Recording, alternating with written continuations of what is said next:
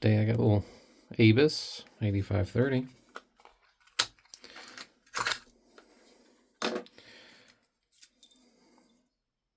You know, American Lock if you're ever looking. Or padlock. Very nice.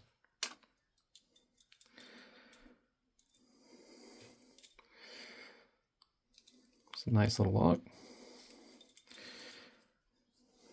Especially for how small it is. Let's see what the tolerances are though. Okay. No.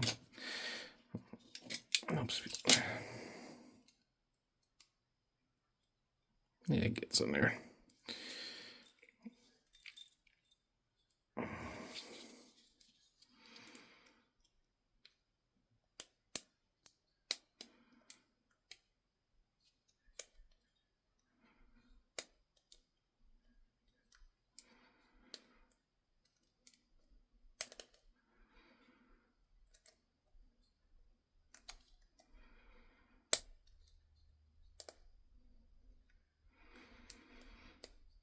I don't feel any spools. Means, oh, no, I do feel a spool. I also knocked my camera. Let's flip a flat hook and see if that does me any better. And it does. There it is.